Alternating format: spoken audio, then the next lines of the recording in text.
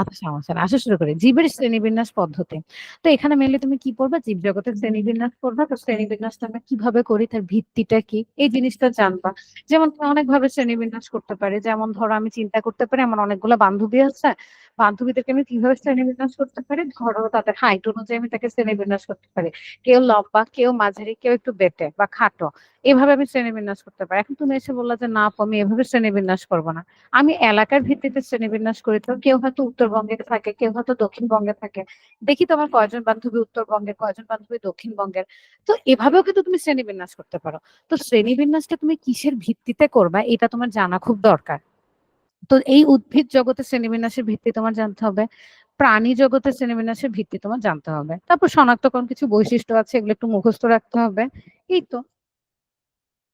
তাহলে ফার্স্টে আসো আমরা একটু শ্রেণীবিন্যাস কি এটা নিয়ে একটু পড়াশোনা করে।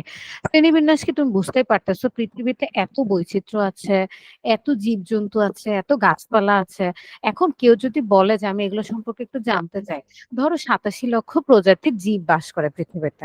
এখন আমার তো ৮৭ লক্ষ ধরে ধরে মুখস্থ করার টাইম নাই বা এটা পসিবল না একটা মানুষের জন্য মনে রাখা। তো তখন আমরা যখন পরীক্ষার সময় অনেক চ্যাপ্টার থাকে তখন আমরা ছোট করে নেই, আমরা নিজেদের মতো নোট করে নেই, অনেকটা এরকম।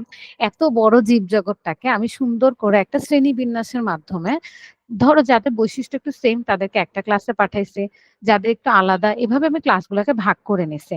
এভাবে তোমার কি হবে তুমি সুসংবদ্ধ একটা ধারণা পাবা। তাহলে এখান থেকে কিন্তু আমরা বলতে পারি শ্রেণীবিন্যাসের অনেকটা ইম্পর্টেন্স বা গুরুত্ব তুমি বুঝতেছো। আব্দুল্লাহ আছো শুনতে পাচ্ছ? Yes ma'am. আচ্ছা একটু মনোযোগ দাও আব্দুল্লাহ, আমরা কিন্তু আবার এখান থেকে ধরবো। আমরা নতুন একটা চ্যাপ্টার শুরু করেছি, সেটা হচ্ছে চ্যাপ্টার 10, উদ্ভিদের শ্রেণীবিন্যাস। জীবের শ্রেণীবিন্যাস পদ্ধতি তোমার চ্যাপ্টারের নাম। তো আমরা এখানে উদ্ভিদ প্রাণী সবারই শ্রেণীবিন্যাস দেখবো। আমি একটু পড়ায় নেই, তারপর আমরা তোমাদের সাথে একটু ডিসকাস করবো, হ্যাঁ? তো এখানে হচ্ছে জীবের শ্রেণীবিন্যাস তুমি কিভাবে করবা, কেন এটা প্রয়োজন আমি এটা বললাম। যেমন হচ্ছে কিসের ভিত্তিতে করবা, তুমি কি জীবের গঠনের ভিত্তিতে করবা নাকি তার বাসস্থানের ভিত্তিতে করবা, না কিসের ভিত্তিতে করবা, প্রজননের ভিত্তিতে করবা? এভাবে আমি জানতে চাচ্ছি যে শ্রেণীবিন্যাসটা আমরা কিভাবে করব। এখন হচ্ছে শ্রেণীবিন্যাস কেন করবা, প্রয়োজনটা কখন আসছে, যখন এত এত বছর ধরে এত এত জীব আসতেছে।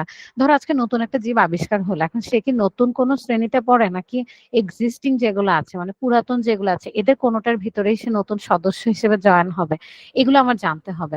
নতুন প্রজাতি, যদি সে নতুন প্রজাতি হয় তাহলে তো নতুন একটা নামও তাকে দিতে হবে। এভাবে তুমি কি করতে পারো, পুরো জীবের ভেতর একটা পারস্পরিক সম্পর্ক, তথ্য, উপাত্ত এগুলো নিয়ে বিশ্লেষণ করতে পারো। এগুলো তোমার ফিউচারে দরকারও হতে পারে।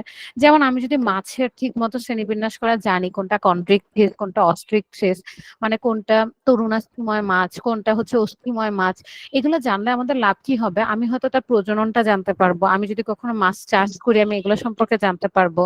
মাছের পুষ্টি উপাদানগুলো সম্পর্কে আমার তখন ইজি হবে যে ও কিভাবে বাস করে, কিরকম ও পছন্দ করে, এগুলো আমরা তখন জানতে পারবো।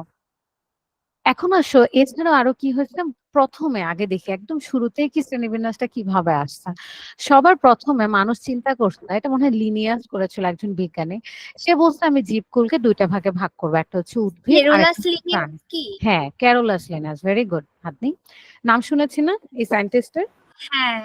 হ্যাঁ, উনি প্রথম এই চিন্তা ধারণা করছে যে আমি উদ্ভিদ জগৎ পুরো প্রাণী জগৎকে বা জীবকুলকে আমি হচ্ছে উদ্ভিদ এবং প্রাণী এই দুটা রাজত্বে ভাগ করব।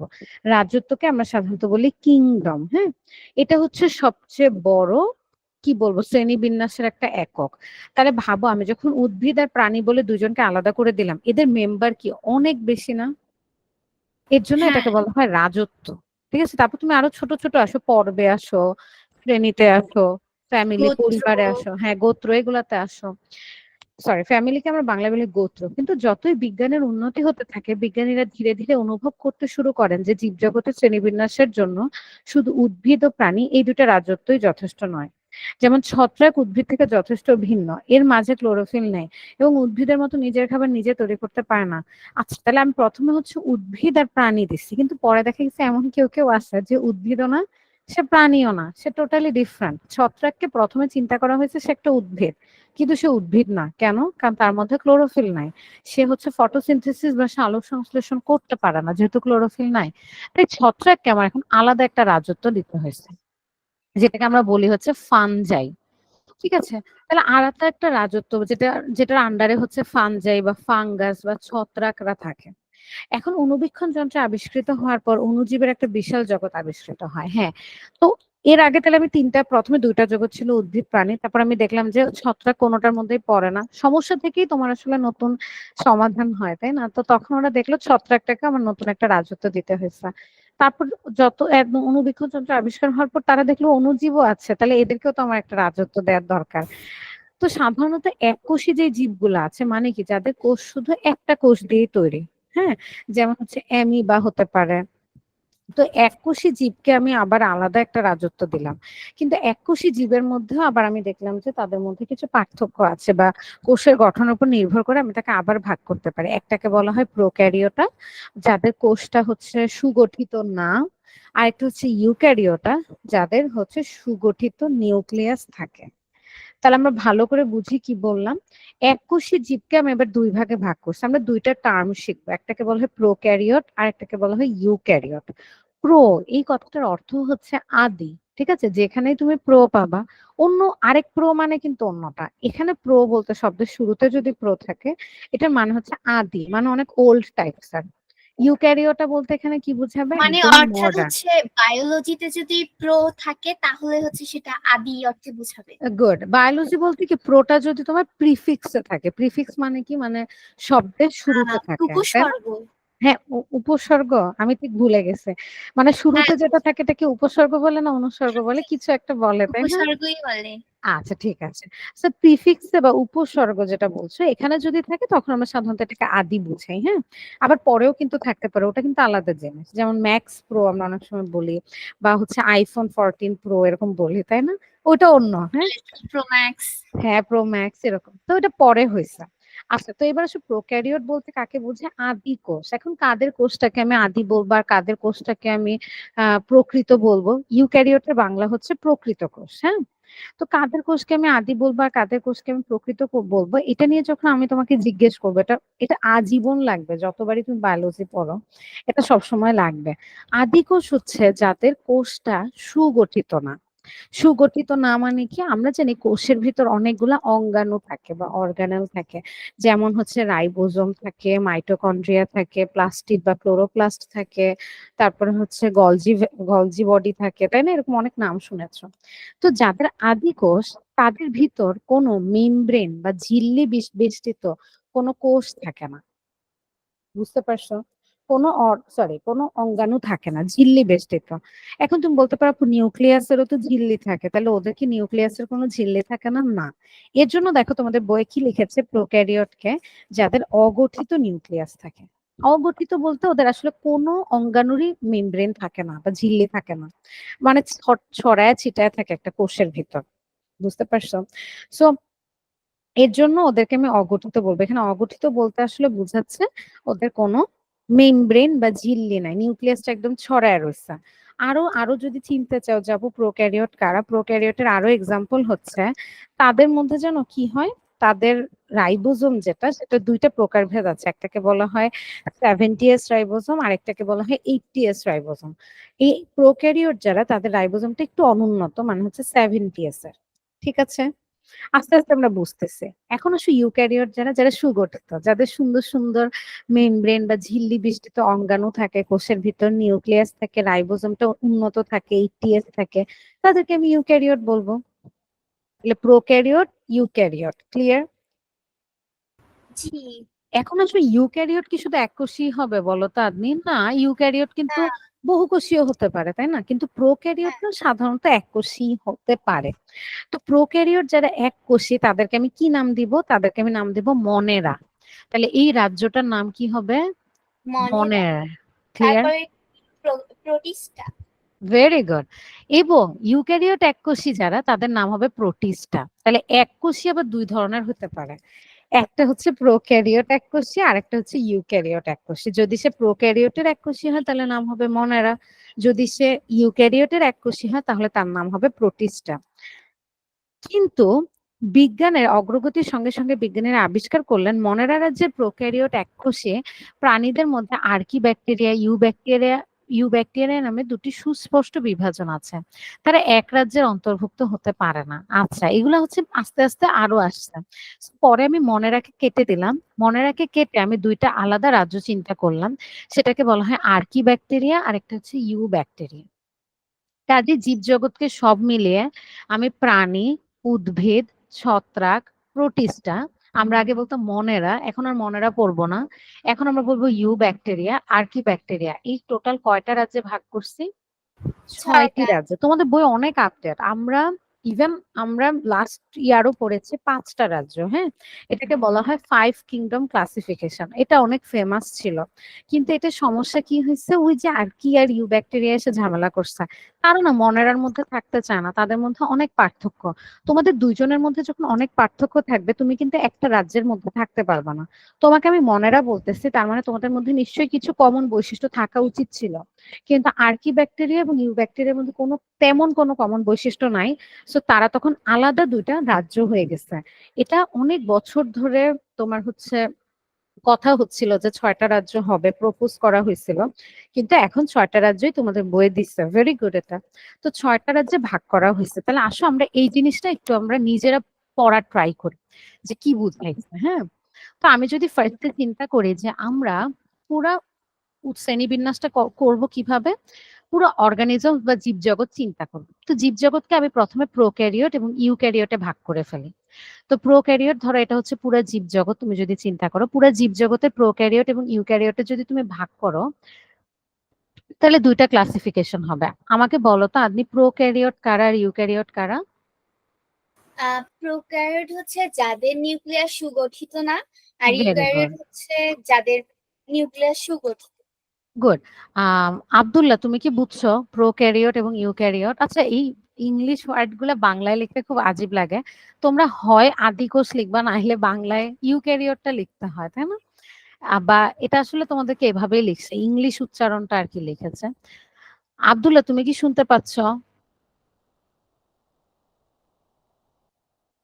হ্যালো, আব্দুল্লাহ আচ্ছা কি ম্যাম, আছে আমাদের সাথে? হ্যাঁ, বলো। হচ্ছে প্রোক্যারিওটকে হচ্ছে বাংলায় বলা হয় আদিকোষ, আদিকোষ, হ্যাঁ। আর আর ইয়াকে কি বলা ইউক্যারিওটকে হয়? প্রকৃত কোষ।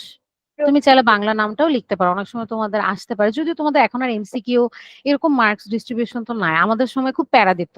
যেমন আমরা ম্যাম আমাদের ছোটবেলায় 1 ঘন্টা মানে একক পরীক্ষা হবে, ওই রকম টাইপের আর কি। ও আচ্ছা, আচ্ছা। হ্যাঁ, ওই যে শর্ট কোয়েশ্চেন বা ছোট, ছোট প্রশ্ন আকারে, তাই না?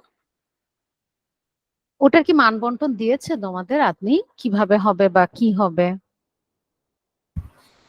অত কিছু তো একক বলেনি, শুধু হুম। বলছে যে 5 ঘন্টা করে নাকি হবে। হ্যাঁ, আর আমিও শুনেছি। হ্যাঁ, বলো। আর হচ্ছে 1 ঘন্টা লিখিত, আর মাঝখানে 10 মিনিট বিরতি, ব্রেক, আর হ্যাঁ। হ্যাঁ আর গ্রুপ কাজ। আচ্ছা, ঠিক আছে। আচ্ছা, দেখা যাবে। একবার দিলেই তোমাদের আসলে অভ্যাস হয়ে যাবে। আমরাও তখন জানতে পারবো। হ্যাঁ হ্যাঁ। আচ্ছা, আর প্রোক্যারিওটকে প্রথমে আমাদের হচ্ছে হ্যাঁ, আম, বলো। আহ, স্কুলের টিচার মানে পরীক্ষাটা নিবে না, অন্য স্কুল থেকে টিচার এসে পরীক্ষা নেবে, অনেকটা এসএসসির মতো আর কি। হ্যাঁ, হ্যাঁ, মানে এক্সটার্নাল থাকবে, তাই না? মানে বাহিরের হ্যাঁ স্কুলের হ্যাঁ। টিচাররা কোয়েশ্চেন করবে। হ্যাঁ, এটা ভালো হয়েছে একদিক দিয়ে, হ্যাঁ? এই না ম্যাম, প্র্যাকটিসটা থাকা। কোশ্চেন একই থাকবে, সারা বাংলাদেশের কোশ্চেন একই। ও মানে পরীক্ষার ইনভিজিলেটর মানে হিসেবে আর কি অন্য হ্যাঁ মানুষ হ্যাঁ থাকবে। ও আচ্ছা, ঠিক আছে। ওরে বাবা! তাহলে তো ভালোই আয়োজন দেখা যাচ্ছে তোমাদের পরীক্ষা নিয়ে হ্যাঁ, এবার। যাতে ওই যে ত্রিভুজ চতুর্ভুজ বৃত্ত দিতে অসুবিধা না হয়। ও আচ্ছা। তোমাদের তো ভালোই ঝামেলা এবার। আচ্ছা, দেখো। আম কি যেন? আমি প্রোক্যারিওটকে আর আলাদা করে এককোষী বহুকোষী লিখলাম না। কারণ প্রোক্যারিওট এককোষী সাধারণত আছে, হ্যাঁ? তো প্রোক্যারিওট যারা এককোষী তাদেরকে আমি প্রথমে বলেছিলাম মনেরা। ইউক্যারিওট যারা এককোষী তাদেরকে আমি কোন রাজ্যে ফেলছিলাম বলো তো? আম, প্রোটিস্টা, তাই না? ইউব্যাকটেরিয়া। না, না না না, প্রোটিস্টা। প্রোটিস্টা, হ্যাঁ হ্যাঁ। ঠিক আছে, এটা একটু মনে রাখবো। তাহলে এককোষী ২ টাই, কিন্তু যে হচ্ছে ইউক্যারিওট তার নাম হচ্ছে প্রোটিস্টা রাজ্য। আর যে হচ্ছে প্রোক্যারিওট তার নাম হচ্ছে মনেরা রাজ্য। কিন্তু পরে দেখা গেছে আমরা মনেরাকে চাচ্ছি না। কেন চাচ্ছি না? কারণ মনেরার মধ্যে অনেক, অনেক ঝামেলা শুরু হয়েছে। তখন আমি মনেরাকে ভেঙে আরো ২ টা রাজ্য তৈরি করলাম। সেই ২ টা রাজ্যের নাম কি? ইউ ব্যাকটেরিয়া আর আর্কি ব্যাকটেরিয়া। ইউ ব্যাকটেরিয়া এবং আর্কি ব্যাকটেরিয়া তারা সবাই কিন্তু প্রোক্যারিওট, এইটুকু বুঝছো তুমি? জি ম্যাম। আচ্ছা, তো একটা হচ্ছে ইউ ব্যাকটেরিয়া বা একটা হচ্ছে আর্কি ব্যাকটেরিয়া আর একটা হচ্ছে ইউ ব্যাকটেরিয়া। তুমি যদি বলো তো এগুলোর মানে কি, এগুলো এগুলো ব্যাকটেরিয়ারই কিছু ধরন, কিন্তু তাদের মধ্যে অনেক পার্থক্য আছে। যেমন আর্কি ব্যাকটেরিয়া অনেকটা জানো ইউক্যারিওটদের মতো। আমি জাস্ট আর্কি লিখছি আর এখানে লিখতেছি ইউ ব্যাকটেরিয়া। আচ্ছা, তাহলে আমি যদি বলি যে আচ্ছা আদমি, তাহলে প্রোটিস্টা কারা, তাহলে তুমি বলবা হচ্ছে ইউক্যারিওট কোষ বা প্রকৃত কোষধারী এককোষী প্রাণীদেরকে আমি প্রোটিস্টার আন্ডারে পাঠাইছি। ঠিক আছে না? ক্লিয়ার? জি ম্যাম। আচ্ছা, সো একটা হচ্ছে ইউ ব্যাকটেরিয়া আর একটা হচ্ছে আর্কি ব্যাকটেরিয়া। এবার আসো তো যারা ইউক্যারিওট কিন্তু যারা এককোষী না, তাহলে তারা কি বলতো? তারা হচ্ছে বহুকোষী, রাইট? হ্যাঁ বলছি। তাদেরকে আমি এখন কি করব? তাদেরকেও আমি এখন ক্লাসিফাই করব বা তাদেরকেও আমি বিভিন্ন রাজ্যে পাঠায় দেব। কি কি রাজ্য হতে পারে? তোমার কাছে কি মনে হয় বহুকোষীর মধ্যে কারা কারা আছে? প্রাণী আছে, তারপর উদ্ভিদ আছে, ভেরি গুড। তারপর হচ্ছে ফানজাই আহ আছে, তাই না, যেটাকে ছত্রাক ফানজাই বলা আছে, হলো। যেটা ছত্রাক।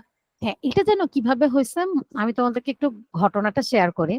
ফার্স্টে বহুকোষী আমি চিন্তা করছি, তো বহুকোষীর মধ্যে পরে আমি দেখলাম কি, দেখি তো কাদের সেল ওয়াল আছে। সেল ওয়ালের বাংলা কি? সেল ওয়াল হচ্ছে প্রাচীর, তাই না, কোষ প্রাচীর। তখন আমি দেখলাম, দেখি তো কাদের কোষ প্রাচীর আছে, তখন আমি দেখলাম কি উদ্ভিদের কোষ প্রাচীর আছে। কাদের কোষ প্রাচীর নাই, আমি দেখলাম প্রাণীদের কোষ প্রাণী। প্রাচীর নাই, তাই না? আমি তো ফানজাইকে দেখলাম তারও কোষ প্রাচীর আছে, তখন আমি ফানজাইকে উদ্ভিদের মধ্যে চিন্তা করছিলাম। কিন্তু পরে দেখা গেল যে ফানজাইয়ের মধ্যে কোষ প্রাচীর থাকলেও যে উদ্ভিদ না। ক্লোরোফিল নেই। ক্লোরোফিল নাই, গড, ওর অনেকটা কিছু বৈশিষ্ট্য উদ্ভিদের মতো ছিল, কিন্তু পরে সে আর উদ্ভিদ হয় নাই। তো এভাবে আসলে তাদেরকে আলাদা করা হয়েছে। তো একটাকে বলা হয় প্লান্টি, যেটাকে তুমি বলতেছো উদ্ভিদ। আরেকটাকে চিন্তা করা হয়েছে ফানজাই, যেটাকে তুমি বলতেছো ছত্রাক। এবং লাস্ট ওয়ান হচ্ছে তোমার অ্যানিমেলিয়া। অ্যানিমেলিয়া। Very good. যেটাকে বলা হয় হচ্ছে তোমার প্রাণী। এখন তুমি বলতে পারো আমি ইংলিশ টার্ম গুলা কেন বলছি, কারণ এই কিংডমের নাম আমরা কখনো বাংলায় লিখি না সাধারণত। হ্যাঁ, এগুলো সবসময় আমরা ইংলিশ টার্ম ইউজ করি। কারণ তুমি কিন্তু এটাও শিখবে একটু পরে শ্রেণীবিন্যাস কিভাবে লিখতে হয়, সবার নামগুলা কিভাবে লিখতে হয়। হ্যাঁ, তাহলে এখন দেখো তো আমি যদি নাম্বারিং করে ফেলে, বলো তো এখানে কোনগুলা কোনগুলা রাজ্য? আর্কি ব্যাকটেরিয়া একটা রাজ্য, ইউ ব্যাকটেরিয়া একটা রাজ্য, ইউব্যাকটেরিয়া, তারপর প্রোটিস্টা একটা রাজ্য, Protista, good, plenty, fungi, fungi এবং হচ্ছে অ্যানিমেলিয়া। অ্যানিমেল। তাহলে টোটাল কয়টা রাজ্যে তুমি পুরো জীবজগৎকে ভাগ 6টা। করে ফেললো? 6টা। ক্লিয়ার? কিভাবে ভাগ হইছে ইতিহাসটা তো বুঝতে পারছো? হ্যাঁ। আচ্ছা, ঠিক আছে, ভেরি গুড। তাহলে তোমাকে যদি আমি জিজ্ঞেস করি, বলো তো আদিকোষী মানে হচ্ছে প্রোক্যারিওট কিন্তু সে এককোষী, তারা কারা? কোন কোন রাজ্য আছে সেখানে? সেখানে প্রোক্যারিওট কিন্তু ইউ এককোষী ব্যাকটেরিয়া আর আর্কি এবং ব্যাকটেরিয়া, ভেরি এই গুড, দুই ঠিক আছে। আছে। আচ্ছা, এবার জীবজগতের শ্রেণীবিন্যাসের জন্য নিচের বৈশিষ্ট্যগুলো বিবেচনা করা হয়, যেমন কোষের সংখ্যা। এটার ভিত্তিতে তুমি দুইটা ভাগে ভাগ করো, এককোষী নাকি বহুকোষী। Unicellular, multicellular. কোষের ধরন, সে কি প্রোক্যারিওটিক নাকি ইউক্যারিওটিক? প্রোক্যারিওটিক মানে হচ্ছে কোষটাকে বলতেছে, তাই না? প্রোক্যারিওটা, এগুলা ক্যারিওট কথাটার অর্থই আসে নিউক্লিয়াস থেকে, বুঝেছো? ইউক্যারিওটা এরকম আর কি। পুষ্টির ধরন হচ্ছে স্বভোজী নাকি পরভোজী? আচ্ছা, এটা মানে কি? অটোট্রফস বলি আমরা অনেক সময় এই ওয়ার্ডটাকে। হ্যাঁ, অটোট্রফস মানে হচ্ছে কি, যে নিজের খাবার নিজেই তৈরি করে, যেমন আমাদের মানে হচ্ছে উদ্ভিদ। উদ্ভিদ, আর আমরা গুড। পরভোজী অর্থাৎ আমরা প্রাণী। হচ্ছে পরভোজী, যেমন হচ্ছে প্রাণী। তো এটার উপর ভিত্তি করেও কিন্তু আমি তাদেরকে আলাদা করছি। তাহলে এখন যদি আমি তোমাকে জিজ্ঞেস করি, বলো তো কারা কারা এখানে পরভোজী? উদ্ভিদ বাদে সবাই পরভোজী, তাই না? হ্যাঁ। হ্যাঁ, ছত্রাকও একটা পরভোজী, এর জন্য ছত্রাককে আলাদা একটা রাজ্য দেয়া হয়েছে। তাহলে স্বভোজী, পরভোজী। এবার আসো কি কি ডোমেইন পড়লাম। ডোমেইন হচ্ছে কি? ডোমেইন মানে হচ্ছে আমি কি ওকে ইউক্যারিয়া বলতেছি, নাকি আমি ওকে ব্যাকটেরিয়া বলতেছি, নাকি আমি ওকে আর কি বলতেছি? আচ্ছা, ডোমেইন তো তোমাদের শুরুতে বলে নাই। ডোমেইন জিনিসটা কি? এটার অর্থ কি? আচ্ছা, এটার বাংলাও ডোমেইনই, এটার বাংলায় বাংলা কিছু নাই আসলে। যেমন আমি যদি তোমাকে বলি যে যেমন যেমন আমি যদি তোমাকে বলি ইউক্যারিয়া, এটার ভিতরে এটা একটা ডোমেইনের নাম। যেমন আবার তোমাকে আমি চিন্তা করাই, এটার মধ্যে আমাদের টোটাল রাজ্য কয়টা বলো তো? 6টা, তাই না? 6টা। হ্যাঁ, এর মধ্যে দেখো আর্কি ডোমেইনে যারা আছে সেই রাজ্যের নাম হচ্ছে আর্কি ব্যাকটেরিয়া। ব্যাকটেরিয়া ডোমেইনের মধ্যে যারা আছে তাদের নাম হচ্ছে ইউ ব্যাকটেরিয়া। এবার আসলে বাকি যারা আছে ওই যে প্রোটিস্টা, প্লান্টি, তারপরে হচ্ছে ছত্রাক বা ফানজাই, তাদের সবাইকে মিলে হচ্ছে ইউক্যারিয়া। এখন এটার মানে কি ডোমেইন? ডোমেইন মনে রাখবা শ্রেণীবিন্যাসের সর্ববৃহৎ একটা ইউনিট। ঠিক আছে, তুমি যেমন ভাবো যে কিংডমই মনে হয় আপু সবচেয়ে বড়, তাই না? মনে হয় না এটা? কিন্তু হ্যাঁ, কিংডমের থেকেও সবচেয়ে বড় যেটাকে তুমি আসলে ক্লাসিফাই করো বা ওদেরকে আলাদা করো, সেটার নাম হচ্ছে ডোমেইন। ক্লিয়ার? অর্থাৎ হচ্ছে কিংডমের পূর্বের অবস্থাটাকে বলা হয় অবস্থানটা ডোমেইন। হচ্ছে domain. Good, very good. So আচ্ছা। কিংডমের আগে হচ্ছে ডোমেইন। ডোমেইনকে যদি আমি সাধারণত তুমি বলো যে আপু এটাকে আমি কি বুঝাবো, এটাকে আমরা অনেক সময় বলি হাইয়েস্ট, সবচেয়ে সর্বোচ্চ তোমার শ্রেণীবিন্যাসের একটা ইউনিট বা র্যাঙ্ক। ঠিক আছে, এটার আন্ডারে অনেকগুলা রাজ্য আছে। যেমন আমি ডোমেইন কয়টা পাবো বলো তো? টোটাল ডোমেইন ৩টা। ঠিক আছে, এখন তুমি যদি বলো আপু এটার মানে কি, এটার মানে হচ্ছে পৃথিবী, তুমি বিবর্তনের নাম শুনছো হয়তো বা হ্যাঁ, ইভোলিউশন হয় অনেক, তাই না? তো সেখানে বলা হয়েছিল কি জানো, পুরো পৃথিবীর সব জীবজগৎ একটা এনসেস্টর মানে একটা প্রাণী থেকে হয়তো তৈরি হয়েছে। কিন্তু পরে দেখা গেছে যে না, এই যে 4টা আছে যেমন অ্যানিমেলিয়া, প্লান্টি, ফানজাই, প্রোটিস্টা, তাদের এনসেস্টর একজন ছিলেন। এনসেস্টর মানে তারা হয়তো একজনের থেকে তৈরি হয়েছে। ইউ ব্যাকটেরিয়া একজনের থেকে তৈরি হয়েছে, আর কি ব্যাকটেরিয়া একজনের থেকে তৈরি হয়েছে। তাই তারা ভাবতেছে যে ডোমেইন আসলে 3টা। ঠিক আছে, 3টা ভাগে তারা পুরো রাজ্যটাকে ভাগ করে ফেলছে। ক্লিয়ার? হ্যাঁ, এখন এগুলো কিভাবে করছে, যে আমি তোমাকে বললাম যে জেনেটিক গঠন হতে পারে বা তার এনসেস্টর কে ছিল, বিবর্তনের চিন্তা ভাবনা থেকে, এগুলো থিওরি, এগুলো কিন্তু রিয়েল লাইফে আমি জানি না। সো 3টা ডোমেইন আছে যারা ইউক্যারিওটিক, সাধারণত ইউক্যারিওটিক সেল আছে যাদের, তাদেরকে ইউক্যারিয়া বলবা। আর বাকি 2টা হচ্ছে ব্যাকটেরিয়া এবং আর্কি। আর্কি, আর্কির আরেকটা নামই আসলে আর্কি ব্যাকটেরিয়া। তো আর্কির আন্ডারে যে রাজ্য সেটা আসলে আর্কি ব্যাকটেরিয়া। তাহলে আমাকে একটু বলো তো, 6টা রাজ্য তো শিখেছো, 6টা রাজ্য আসলে কয়টা ডোমেইনের আন্ডারে আছে? 3টা। 3টা। কি কি ডোমেইন গুলার নাম? ডোমেইন ইউক্যারিয়া, ডোমেইন আর্কি আর domain bacteria. Very good. Domain ইউক্যারিয়ার মধ্যে কোন কোন রাজ্য আছে? ওখানে তো দেখা যাচ্ছে। হ্যাঁ, সমস্যা নেই, দেখেই বলো, কোনো সমস্যা নেই। আচ্ছা, প্লান্টি, অ্যানিমালিয়া আর হচ্ছে ফানজাই। এবং প্রোটিস্টা। তাহলে দেখো এই যে ও তোমাকে হ্যাঁ, যে আমি ছকটা দেখালাম না, এখানে আমি ব্লু কালার দিয়ে যাদেরকে আঁকছি, তারা হুম, সবাই কোন ডোমেইনের? ইউক্যারিয়া। বুঝতে পারছো? কারণ সেটা ইউক্যারিওটিক সেল, দ্যাটস ওয়াই। আচ্ছা। বুঝেছি তো? হ্যাঁ, আচ্ছা, তো এটা হচ্ছে আমার ইউক্যারিয়া ডোমেইনার। এবার আসো আমি যদি বলি আর কি কারা, আর কি ডোমেইনার, ইউ ব্যাকটেরিয়া কারা, ইউ ব্যাকটেরিয়া ডোমেইনার। এই 3টা ডোমেইন হয়ে গেছে আমাদের। তাহলে একই সঙ্গে জিনেটিক্স এর অগ্রগতি হতে থাকে এবং জীবদের জিনেটিক গঠন থেকে সম্পূর্ণ ভিন্ন রূপে ইউক্যারিয়া, ব্যাকটেরিয়া, আর কি, এই তিনটি ডোমেইন বা উদ্ভিদ জগৎ, আচ্ছা বাংলা আছে তো ডোমেইনের, উদ্ভিদ জগৎ। তাহলে কি জগৎ। ডোমেইনের, হ্যাঁ এটাকে আমরা সাধারণত অধিজগৎ বলবো।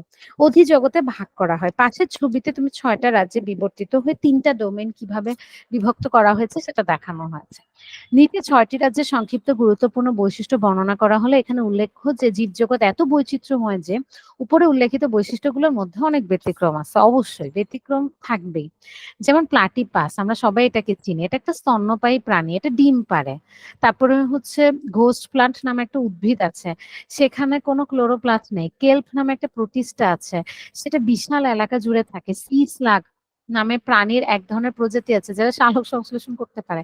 তার মানে বোঝা যাচ্ছে যে অবশ্যই পার্থক্য থাকবে। যেমন প্লাটিপাস, এটা হচ্ছে স্তন্যপায়ী প্রাণী, এটা অ্যানিমেলিয়ার মধ্যে থাকার কথা, তাই না? কিন্তু সে ডিম পারে। স্তন্যপায়ী প্রাণীরা কিন্তু ডিম পারবে না। তারা প্রজননের ব্যবস্থা হচ্ছে বা হচ্ছে ডেলিভারি বা প্রসব করতে পারে, ঠিক আছে? যেমন মানুষ হতে পারে, কুকুর, বিড়াল, ছাগল, গরু, এগুলা হতে পারে। ডিম পারতে পারবে না সে। কিন্তু প্লাটিপাস স্তন্যপায়ী, কিন্তু সে ডিম পারে। সো এটা একটা ব্যতিক্রম। ঘোস্ট প্লান্ট, তার মধ্যে কোনো ক্লোরোপ্লাস্টই নেই, কিন্তু সে একটা প্লান্ট। ঠিক আছে? কেল্প, সে একটা প্রোটিস্টা। প্রোটিস্টারা সাধারণত কি হয়? এককোষী হয়, তাই না? কিন্তু সে নাকি বিশাল এলাকা জুড়ে থাকে, তার মানে বুঝাচ্ছে তার একটু কোষের সংখ্যা বেশি হতে পারে। সি স্লাগ নামে একটা প্রাণী আছে এক ধরনের, যারা সালোক সংশ্লেষণ করতে পারে। ঠিক আছে? সো এই ধরনের ব্যতিক্রম থাকতেই পারে। এবার আসলে আমরা রাজ্যগুলো সম্পর্কে একটু আইডিয়া নিব। এটা তুমি আমি সবাই এমনিই বলতে পারবো। তো রাজ্যগুলো সবচেয়ে অ্যাডভান্সড গুলো তোমাদের বই আগে দিচ্ছে, যেমন প্রাণীকে আগে বলছে। তাহলে এই রাজ্যটা হচ্ছে সর্ববৃহৎ রাজ্য। সর্ববৃহৎ বলতে বুঝেছে এর মেম্বার অনেক বেশি। মেম্বার বলতে প্রজাতি অনেক বেশি। তুমি প্রজাতি মানে বুঝতে পারতেছো, প্রজাতির আন্ডারে কিন্তু অনেক প্রাণী থাকে, রাইট? গণ, প্রজাতি, স্পিসিস আমরা বলি, তাই না? নাম শুনেছো আপনি? এটাও শ্রেণীবিন্যাসের একটা একক। তাহলে এখানে প্রাণীটা হচ্ছে সর্ববৃহৎ একটা রাজ্য, এটা বহুকোষী, ইউক্যারিওটিক, চলতে সক্ষম, পরভোজী, যৌন প্রজনন করতে পারে। এই বৈশিষ্ট্যগুলো তুমি জানো, যেমন সে প্রাণী, তার মানে অবশ্যই সে ইউক্যারিওট, বহুকোষী ইউক্যারিওট। এবং তুমি প্রাণীদেরকে চিনো, তারা হচ্ছে চলতে পারে এবং তারা নিজের খাদ্য নিজে তৈরি করতে পারে না, তার মানে তারা পরভোজী। এবং এক্সট্রা যেটা তোমার জানতে হবে সেটা হচ্ছে তারা শুধু যৌন প্রজনন করতে পারবে। ক্লিয়ার? হ্যাঁ। এগুলো কিন্তু আমরা নিজেরা নিজেরা পারবো। উদ্ভিদ, তুমি বলো, উদ্ভিদ কি ইউক্যারিওট নাকি প্রোক্যারিওট? ইউক্যারিওট। সে কি এককোষী নাকি বহুকোষী? না না না না। হ্যাঁ হ্যাঁ, প্রোক্যারিওট, ও সরি হ্যাঁ, ইউক্যারিওট, না না ইউক্যারিওট। ইউক্যারিওট। হ্যাঁ হ্যাঁ, ওটা ইউক্যারিওট তো সে কি, প্রকৃতকোষী। Very good. হ্যাঁ, প্রকৃতকোষী মানে ইউক্যারিওট। সে কি এককোষী নাকি বহুকোষী? বহুকোষী। ভেরি গুড, সে বহুকোষী। সে কি স্বভোজী নাকি পরভোজী? স্বভোজী। Very good. তা দেখো, এগুলো তুমি পারবা না। এখন সে যে স্বভোজী, তার মানে তার মধ্যে কি থাকে, কোন অঙ্গাণুটা থাকে? ক্লোরোপ্লাস্ট। ক্লোরোপ্লাস্ট থাকে। সে কিসের মাধ্যমে খাবার তৈরি করে, পদ্ধতিটার নাম সালোক কি? সংশ্লেষণ। সালোক সংশ্লেষণ। সে এত খাবার কি শুধু নিজেই খায়? না, এই যে তুমি আমজাম কাঁঠাল খাচ্ছ, শাকসবজি খাচ্ছ, ভাত খাচ্ছ, চাল যেটা আর কি, এগুলো সবই কিন্তু আমি ওর থেকেই পাচ্ছি। তাহলে ও প্রাণীদেরকে খাদ্য সরবরাহ করতেছে। ক্লিয়ার? শুধু কি তাই, হ্যাঁ। তার সবচেয়ে বড় একটা উপাদান মানে ভূমিকা হচ্ছে সে অক্সিজেন সৃষ্টি করে আমাদেরকে বাঁচিয়ে রাখতেছে। তাহলে তোমার এখানে মুখস্থ করার মতো বিষয় হচ্ছে প্রজাতির নাম্বারটা একটু মনে রাখতে পারো। এটা যে খুব ইম্পর্টেন্ট তা না, কিন্তু তুমি ডিফারেন্সটা খেয়াল করো। ওখানে ছিল 10 লক্ষ, এখানে হয়ে আসলো 2.5 লক্ষ, অনেক কমে গেছে। এবার হচ্ছে ছত্রাক। ছত্রাকও কিন্তু আমরা পড়ছি, তুমি কিন্তু এটা আমার সাথে সাথে তখন বললা। বলো, ছত্রাক কি ইউক্যারিওট নাকি প্রোক্যারিওট? ছত্রাক হচ্ছে আম, আহ, আদিকোষী। না, আদিকোষী শুধু না দুইজন না, পাইছি, বলো তো কে? সেটা হচ্ছে একটা হচ্ছে মনেরা। না, মনেরাকে মনেরা। পুরো কেটে ফেলছি আমরা, দুইটা আলাদা রাজ্য। হ্যাঁ, মনেরার আর কি ব্যাকটেরিয়া। আর ইউ ব্যাকটেরিয়া, ঠিক আছে, ব্যাকটেরিয়া। মনেরা এখন আর বলবো না আমরা। তাহলে দুইজন শুধু তোমার হচ্ছে প্রোক্যারিওটিক, কারা? ইউ ব্যাকটেরিয়া আর আর কি, বাকি সবাই ইউক্যারিওটিক মানে প্রকৃতকোষী। তাহলে ছত্রাক কি প্রকৃতকোষী নাকি আদিকোষী? প্রকৃতকোষী। এটা কি আমরা ইউক্যারিওটিক বলতেছি, ঠিক আছে তো আপনি? হ্যাঁ। ছত্রাক কি এককোষী নাকি বহুকোষী? বহুকোষী। বহুকোষী। এবার তোমাকে আমি একটু কঠিন করে ধরি, বলো তো এককোষী ইউক্যারিওটিক কোনটা, কোন রাজ্য? এককোষী ইউক্যারিওট। হ্যাঁ, এককোষী ইউক্যারিওট হচ্ছে প্রোটিস্টা। মনে হচ্ছে প্রোটিস্টা, একজনই আছে তাই না? Very good. হ্যাঁ। তাহলে এটা হচ্ছে বহুকোষী ইউক্যারিওট। এবার আসো, ওকে কেন উদ্ভিদের থেকে আলাদা যেন করেছিলাম? ও কি স্বভোজী না পরভোজী? ও হচ্ছে যে পরভোজী, ওর মধ্যে ভেরি গুড। হচ্ছে ক্লোরোপ্লাস্ট ক্লোরোপ্লাস্ট নেই। থাকে না, গুড। এবং সবচেয়ে মজার ব্যাপার কি জানো, ওদেরকে আমরা অনেক সময় স্যাপ্রোফাইট বলি। হ্যাঁ, স্যাপ্রোফাইট মানে কি জানো? সে মৃত জিনিসের উপরেও বা পচনশীল জিনিসের উপরে জন্মাতে পারে বা সেখান থেকে খাবার গ্রহণ করতে পারে। এটা তার একটা বৈশিষ্ট্য। তুমি কখনো ব্যাকটেরিয়াকে সাধারণত এই কাজ করতে দেখবা না, এগুলো সবসময় ছত্রাক করে। যেমন ধরো, রাস্তায় একটা কোনো মাশরুম। প্রাণী, হ্যাঁ ভাই মাশরুম বলতে পারো, ভেরি গুড। বা রাস্তায় মাশরুম দেখবো অনেক সময় ভেজা কাঠেই কিন্তু জন্মা যায়, তাই না, একা একা? হ্যাঁ, তারপর হচ্ছে ধরো কিন্তু তোমার, হচ্ছে হ্যাঁ বলো। একটা প্রশ্ন, মাশরুমকে কেন ব্যাঙের ছাতা বলা হয়? এটা বলা হয় কারণ হচ্ছে বৃষ্টি হইলে, এখন এটা একটা কনসেপ্ট, হ্যাঁ, এটা কিন্তু রিয়েল ব্যাঙ লাইফে তো কেউ দেখছে বলে কখনো আমার মনে থাকে না হয় না। ওখানে। হ্যাঁ। হ্যাঁ, এটা এটা বলে হয়তো তারা কার্টুনে দেখেছে, বা ওই যে কাল্পনিক কিছু ঘটনা থাকে, ওরা ভাবে, বা হতেও তো পারে হয়তো অনেক বড় যে ছত্রাক গুলা বা বড় যে মাশরুমস গুলা, ওগুলা নিচে হয়তো কখনো তারা ব্যাংকে দেখছে, বৃষ্টি হচ্ছিল তখন। তো এই থেকে লোক কথা এটা হয়ে গেছে, এটা ব্যাঙের ছাতা। ও ঠিক আচ্ছা। আছে, বাট এটা হ্যাঁ। কোনো ভ্যালিড রিজন না যে এটার নিচে ব্যাংক থাকতেই হবে। আমি জীবনেও দেখিনি কোনো ব্যাংক এটার আশেপাশে, তাই না? একটু হ্যাঁ, স্যাঁতস্যাঁতে জায়গায় ব্যাঙ থাকে, কিন্তু সাধারণত মাশরুমের নিচে এই যে বসে থাকবে ব্যাঙ তা না। অনেকটা দেখতে আরকি ছাতার মতো, আর নিচে হয়তো ভাবে যে ব্যাঙ আছে, তাই এটাকে ব্যাঙের ছাতা বলে। আচ্ছা, এবার আসো ছত্রাক তাহলে তুমি পচনশীল জৈব পদার্থ থেকে ছত্রাক পুষ্টিকর খাদ্য তৈরি করে, এটা একটু মনে রাখবা। যেমন আমি যদি অনেক সময় পাউরুটি বা ব্রেড রেখে দেই, দেখবা সেখানে ছত্রাক অ্যাটাক করে। তারপর হচ্ছে কোনো প্রাণী যখন মারা যায়, যেমন ধরো যে কয়েকদিন পর কুরবানি হবে, সো কুরবানির যেই ময়লাগুলা বা বর্জ্যগুলো, এগুলো অনেক সময় দেখা যায় বাইরেই ফেলে রাখে, পরিষ্কার করা হয় না ঠিক মতো। এগুলা কিন্তু ইজিলি ছত্রাক দিয়ে পচন হতে থাকে। তাই দেখবা কুরবানির ২য় দিন বা ৩য় দিন থেকে এখান থেকে অনেক বাজে গন্ধ ছড়াতে থাকে, তাই না? তখন ব্লিচিং পাউডার আমরা দিয়ে দেই যাতে ছত্রাকগুলা মারা যায়। তখন কিন্তু সেখানে ব্যাকটেরিয়া এগুলোও অ্যাটাক করতে পারে। ছত্রাকের প্রজাতি দেখো অনেক কম, মাত্র 1.5। এবার আসো প্রোটিস্টা, বলো প্রোটিস্টারা কি? ইউক্যারিওটিক নাকি প্রোক্যারিওটিক? ইউক্যারিওটিক। Very good. এককোষী নাকি বহুকোষী? এককোষী, আবার এককোষী। মাঝে মাঝে বহুকোষীও দেখা যায়। Very good. সেটা একটা এক্সেপশন কিন্তু, ঠিক হ্যাঁ, আছে? ব্যতিক্রম। একটা শুধু ব্যতিক্রম, কিন্তু ব্যতিক্রম আমরা সাধারণত বলবো না, মানে ডেফিনেশনে বলবো না। তুমি যদি ব্যতিক্রম হিসেবে বলতে চাও যে ব্যতিক্রম হিসেবে মাঝে মাঝে দেখা যায়, হ্যাঁ তাহলে ঠিক আছে। আচ্ছা, এবং ওরা হচ্ছে পরভোজী, একমাত্র প্লান্টই ছাড়া, মানে হচ্ছে উদ্ভিদ ছাড়া কেউই আসলে স্বভোজী না। প্রোটিস্টার প্রাণী সদৃশ, উদ্ভিদ সদৃশ কিংবা ছত্রাক সদৃশ হতে পারে। সে কনফিউজড, সে সবার মতোই, প্রাণীর মতো, উদ্ভিদের মতো, আবার ছত্রাকের মতো। এবার আসো ইউ এবং আর্কি। ইউ এবং আর্কি দুজনই হচ্ছে এককোষী। হ্যাঁ, তো দুজনই হচ্ছে প্রোক্যারিওট, এইটুকু তো মিল আছে দুজনের। এবার আসো ইউ ব্যাকটেরিয়া, যে সেও পরভোজী। তাই এরা হচ্ছে বাইনারি ফিশন। বাইনারি ফিশন মানে, বাইনারি কথাটার অর্থ হচ্ছে দুই, আর ফিশন মানে হচ্ছে ভেঙে ফেলা, কেটে ফেলা, বিভাজিত হওয়া। সো বাইনারি ফিশন মানে একটা থেকে দুইটা, এভাবে মাঝখান থেকে কেটে ফেলে ওরা। মনে করো তোমার কাছে একটা কোষ থেকে একটা ব্যাকটেরিয়া আছে তোমার কাছে, এই ব্যাকটেরিয়াটা যখন মানে হচ্ছে বিভাজন ওই করে, পরমাণুর ফিশন আর ফিউশন। হ্যাঁ হ্যাঁ, ভেরি গুড, অনেকটা একই কনসেপ্ট। তাহলে একটা বড়টা ভেঙে ছোট দুইটা হয়েছে, এটাকে বলা হয় বাইনারি ফিশন। এভাবে সে কি করতে পারে? প্রজনন করতে পারে। প্রজনন যেহেতু এভাবে করতে পারে অ্যামাইটোসিস পদ্ধতিতে, এটা অবশ্যই যৌন না, তাহলে এটা কেমন ধরনের প্রজনন? অযৌন জনন হতে পারে, ঠিক আছে? এরা মানুষকে রোগাক্রান্ত করতে পারে। যারা মানুষকে রোগাক্রান্ত বা রোগ সৃষ্টি করে তাদেরকে মানুষ প্যাথোজেনেসিস বলে। সো ইউ ব্যাকটেরিয়া হচ্ছে প্যাথোজেনেসিস, তারা আমার প্যাথোজেন, তারা আমাকে ডিস্টার্ব করতে পারে। এবার আর্কির সাথে পার্থক্য কোথায়? আর্কিরা হচ্ছে আদি ব্যাকটেরিয়া, ইউ ব্যাকটেরিয়ারা হচ্ছে একটু অ্যাডভান্সড ব্যাকটেরিয়া। হ্যাঁ, ওরা খুব পাজি, ওরা আমাদের অনেক ক্ষতি করে বেশি। হ্যাঁ, এবার আসো আর্কি যারা, তারা অনেক পুরাতন ব্যাকটেরিয়া, আদি ব্যাকটেরিয়া।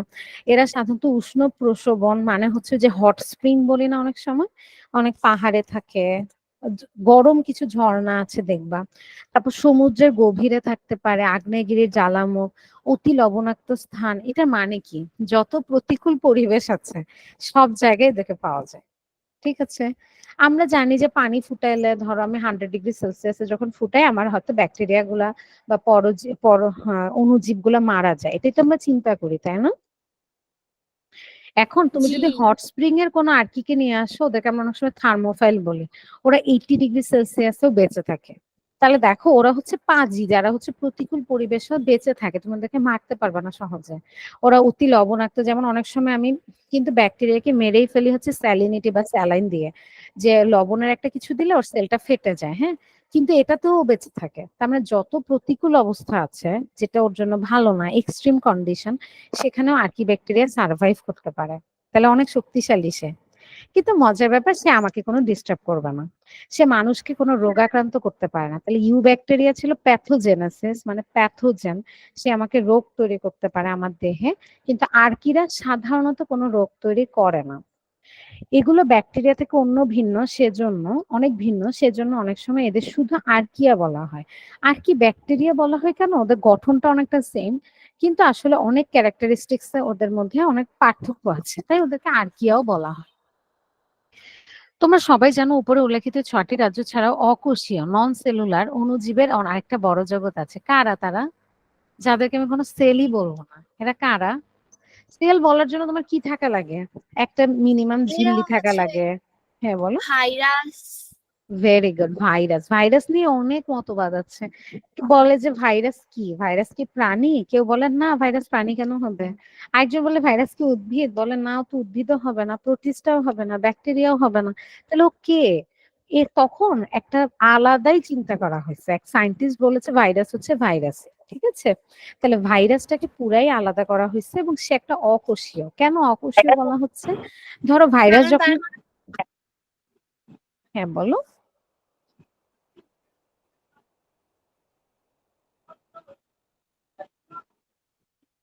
আপনি অকোষীয় কেন বলা হয়েছে?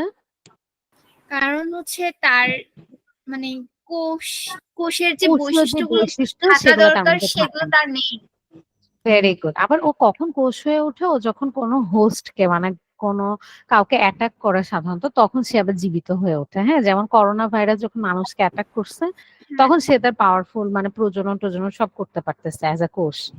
আচ্ছা, আমাদের সাথে জয়েন করেছে মিন্ময় ঘোষ। তুমি কি শুনতে পাচ্ছ? হ্যাঁ। আচ্ছা, তুমি কি আজকে নতুন মিন্ময়? না ম্যাম। তুমি কি গৌরব? আমি তোমার নাম ভুলে গেছি। হ্যাঁ হ্যাঁ, আমি গৌরব, মানে এটা অন্য জিমেইল। অন্য, আচ্ছা ঠিক আছে। আমি অ্যাটেন্ডেন্স এর জন্য জিজ্ঞেস করছি। কেন আজকে জয়েন তোমার লেট হয়েছে কেন? আমরা তো অনেকটুকু পড়ে ফেলেছি।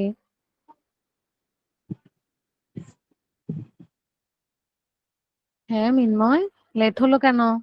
পড়া ছিল? হ্যাঁ হ্যাঁ, একটা ক্লাস ছিল।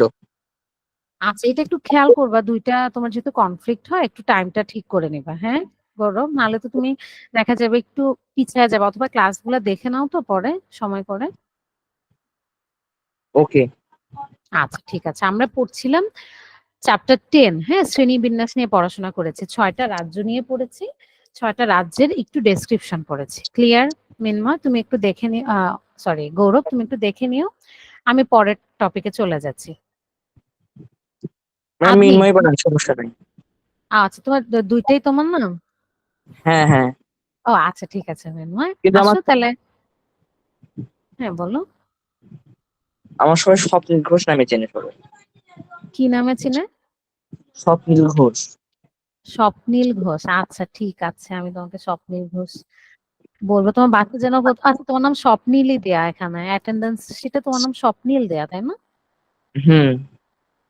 আচ্ছা স্বপ্নীল, আমি তোমাকে তোমার অ্যাটেন্ডেন্স, তুমি কি আজকেই ক্লাস করছো এই মাসে? এর আগে ক্লাস করো নাই? করেছি কবে ম্যাম। ক্লাস করেছো? আপনার ক্লাসটা করা হয়নি, কিন্তু মানে সন্ধ্যার আগে যেগুলো ছিল সেগুলো করেছি। ও আচ্ছা, মানে সায়েন্স এই ক্লাসটা মাসে আজকেই নতুন। প্রথম। ও আচ্ছা আচ্ছা। আচ্ছা মিনমা, তুমি বুঝতে পারতেছো তো? কোনো অসুবিধা হচ্ছে না তো? না না, কোনো অসুবিধা নেই। আজ কোনো অসুবিধা হলে বলবা। তুমি আজকে টপিকটা হয়তো একদমই সহজ, তুমি লেকচারটা একটু দেখে নিও যখন এটা আপলোড করে দিবে। তোমার যদি কোনো সমস্যা থাকে আমাকে আস্ক করো, ঠিক আছে? আমি তাহলে পরের টপিকে যাই। লেকচারটা কোথায় পাবো? তুমি মেডিসির সাথে কথা বলো, ওরা তোমাকে এটার লিংক দিয়ে দিবে। দেখো এটা তো রেকর্ডিং চলছে, তোমাকে ক্লাসের লিংক ও দিয়ে দিবে। আচ্ছা আচ্ছা আচ্ছা, সমস্যা নাই। ঠিক আছে? তুমি যেগুলো মিস করো বা একটু লেটে, তুমি একটু খেয়াল করবে টাইমটা, যাতে তুমি একটু অ্যাডজাস্ট করে নিও, দুইটা ক্লাসের সাথে যাতে একটু একটা ঝামেলা না হয়। হ্যাঁ, ওকে। এবার আসলে চলে যাই আমরা উদ্ভিদ জগতের শ্রেণীবিন্যাস। তাহলে আমরা এতক্ষণ কি করেছি নির্ময়? আমি তোমাকে একটু আইডিয়া দিয়ে, আমাকে হেল্প করবে হচ্ছে আদমি। আমরা হচ্ছে পুরো জীব জগৎটাকে শ্রেণীবিন্যাস করার ট্রাই করছি, ভাগ করার ট্রাই করছি। এত উদ্ভিদ তো আমি পড়তে পারবো না, তো তখন আমরা উদ্ভিদ গুলাকে প্রথমে দুইটা ভাগে ভাগ করে নিয়েছি। উদ্ভিদ বলে পুরো জীব জগৎটাকে, যাদের কোষ হচ্ছে সুগঠিত, যাদের কোষ হচ্ছে সুগঠিত না। যাদের কোষ সুগঠিত না, এটা বলতে বুঝে ঝিল্লি নাই, তাদের নিউক্লিয়াসটা খোলা, তাদের রাইবোজোমটা 70s, তাদেরকে আমরা বলি প্রোক্যারিওট।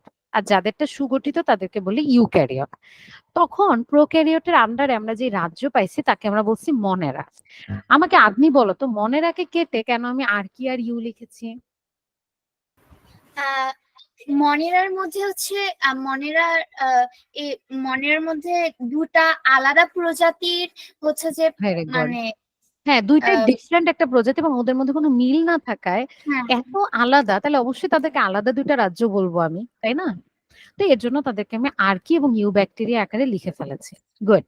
আর ইউক্যারিওট যারা মানে সুগঠিত যারা, তাদের মধ্যে আমি দেখেছি কেউ হচ্ছে এককোষী, কেউ হচ্ছে বহুকোষী। মনে রাখবা মিনময়, প্রোক্যারিওট সবাই হচ্ছে তোমার এককোষী। হ্যাঁ, তাহলে ইউক্যারিওটের মধ্যে কেউ এককোষী ছিল, কেউ বহুকোষী ছিল। এককোষী যারা, তাদের সবাইকে আমি ধরে একটা রাজ্যের মধ্যে পাঠিয়ে দিছি। সেই রাজ্যের নাম হচ্ছে প্রোটিস্টা। যারা বহুকোষী তাদের মধ্যে কাউকে কাউকে দেখছি যে একটু প্লান্টের মতো ক্যারেক্টার আছে, মানে সেল ওয়াল আছে, কোষ প্রাচীর আছে। আবার কাউকে দেখছি কোনো কোষ প্রাচীর নাই, যার নাই সে হচ্ছে অ্যানিমেলিয়া বা প্রাণী। আর যাদের আছে তারা হচ্ছে প্লান্টি মানে উদ্ভিদ, ফানজাই মানে ছত্রাক।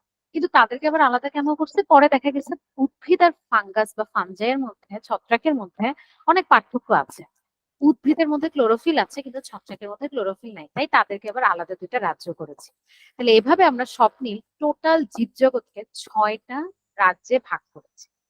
এখন এই 6টা রাজ্যের মধ্যে এত ভ্যারিয়েশন, এটা তুমি কিভাবে মনে রাখবা? এদেরকে আমরা উদ্ভিদ জগতে ভাগ, হ্যাঁ, এদেরকে বলা হয় ডোমেইন। 3টা ডোমেইন। যারা ইউক্যারিওট তারা ইউক্যারিয়া, যারা আর্কি তারা আর্কি ডোমেইন, যারা ইউ ব্যাকটেরিয়া তারা ব্যাকটেরিয়া ডোমেইন। তাহলে টোটাল ডোমেইন হচ্ছে 3টা। এটা হচ্ছে সবচেয়ে হাইয়েস্ট ক্লাসিফিকেশন। সেই 3টা ডোমেইনের মধ্যে এদের রাজ্য, যেমন আর্কি ব্যাকটেরিয়া আর্কি ডোমেইনের, ইউ ব্যাকটেরিয়া ব্যাকটেরিয়া ডোমেইনের, আর ইউক্যারিয়া ডোমেইনের মধ্যেই বাকি 4টা আছে। ঠিক আছে, হয়তো একটু কঠিন লাগছে বা বুঝতে পারছো না, একবার একটু বইটা পড়বা, এটা একবার একটু দেখবা। ম্যাম এটা কত পেজ? এটা হচ্ছে 10.1 পর্যন্ত আমরা পড়েছি, মানে 111 পৃষ্ঠা পর্যন্ত আমরা শেষ করেছি ও আচ্ছা। চ্যাপ্টার 10। ঠিক আছে, আসো আমরা এবার চলে যাই ভিত্তি। এটা মানে কি? উদ্ভিদ জগতের শ্রেণীবিন্যাসের ভিত্তি। মানে ভিত্তিটা তুমি কিভাবে করবা? যেমন হচ্ছে আমি কাউকে ক্লাসিফাই করার সময় তার কোন ক্যারেক্টারটা ধরবো, তার বয়সের ভিত্তিতে তাকে ভাগ করব, তার ফুলের কালার, কে কে সাদা ফুল দেয় এমন উদ্ভিদকে আলাদা করব, মানে কিভাবে আমি আসলে শ্রেণীবিন্যাসটা করবো, এটা নিয়ে অনেক কথা হতে পারে। তো তখন আমরা অনেক ভাবে ভাগ করতে পারি। যেমন কোন উদ্ভিদ ফুল দেয় তাকে আমরা বলবো সপুষ্পক উদ্ভিদ, কোন উদ্ভিদ ফুল দেয় না তাদেরকে আমরা বলবো অপুষ্পক উদ্ভিদ, অপুষ্পক। তাই না? তাহলে এটা একটা ভিত্তি হতে পারে। তাহলে বলা হয়েছে। আবার দেখবে তুমি কিন্তু ছোটবেলায় একটা পড়ছো, সেটা হচ্ছে গুল্ম, তারপরে হচ্ছে বৃক্ষ, তারপর বিরুৎ, এভাবে পড়েছিলাম। মানে হচ্ছে সবচেয়ে ছোট উদ্ভিদ, একটু সাইজে বড়, তারপর সবচেয়ে বড়, তারপর গুল্ম। হ্যাঁ গুল্ম, ছোট ছোট উদ্ভিদ। তাহলে এভাবেও তুমি চাইলে শ্রেণীবিন্যাস করতে পারো, অনেক ভিত্তি আছে। তো উদ্ভিদের নানা বৈশিষ্ট্যের উপর ভিত্তি করে আমরা উদ্ভিদ জগতের শ্রেণীবিন্যাস করার চেষ্টা করেছি। কিছু বলছো আমাকে? ম্যাম না। আচ্ছা ঠিক আছে। যেমন আমাদের চারপাশে কিছু কিছু প্রজাতির উদ্ভিদ দেখা যায় যাদের জীবনকাল 1 বছর, আবার পাশাপাশি বহু বর্ষজীবী উদ্ভিদও দেখা যায়। হ্যাঁ, এদেরকে জানো আমরা কিভাবে ভাগ করি? 1 বর্ষজীবী উদ্ভিদ, বহু বর্ষজীবী উদ্ভিদ। যেমন আম গাছও একটা বহু বর্ষজীবী উদ্ভিদ। মটর গাছ, মটরশুঁটি যেটা, হ্যাঁ, সে হচ্ছে সাধারণত 1 বর্ষজীবী, এরা 1 বছর বাঁচে সাধারণত। অনেক উদ্ভিদ ফুল ধারণ করে, আবার অনেক উদ্ভিদ ফুলহীন। উদ্ভিদের আকার আকৃতিতেও রয়েছে অনেক পার্থক্য, যেগুলা গুল্ম, বিরুৎ তোমরা বললাম। খাদ্য প্রস্তুত ও গ্রহণেও উদ্ভিদের নানা ধরনের বৈশিষ্ট্য রয়েছে। এখন আসলে জর্জ বেনথাম এবং স্যার জোসেফ ডাল্টন হুকার, হুকারের নাম অনেক পাবা তোমরা বোটানিতে, নামক দুজন ইংরেজি উদ্ভিদ বিজ্ঞানী উদ্ভিদের বিভিন্ন বৈশিষ্ট্যের উপর ভিত্তি করে শ্রেণীবিন্যাসের পদ্ধতি প্রস্তাব করেছিলেন। তাদের ল্যাটিন ভাষায় রচিত এবং 3 খণ্ডে প্রকাশিত জেনেরা প্ল্যান্টেরাম নামক বইতে প্রথম উদ্ভিদের এই প্রাকৃতিক শ্রেণীবিন্যাস পদ্ধতি প্রকাশ করা হয়েছিল। তাহলে বইটার নামটা একটু জানবা, জেনেরা প্ল্যান্টেরাম। এখানে বেনথাম ও হুকারের প্রস্তাবিত উদ্ভিদের শ্রেণীবিন্যাস বর্ণনা করা হলো। তুমি বড় হলেও এটাই পাবা, উদ্ভিদের শ্রেণীবিন্যাস পড়তে গেলে তোমাকে বলবে বেনথাম ও হুকার। এই যে রাজ্যটা বললে, এটাকে কি বলা হয় জানো? হুইটটেকার, হ্যাঁ, রবার্ট হুইটটেকারের শ্রেণীবিন্যাস। এটাকে আমরা বলি 5 কিংডম শ্রেণীবিন্যাস, এভাবে অনেক সময় বলা হয়।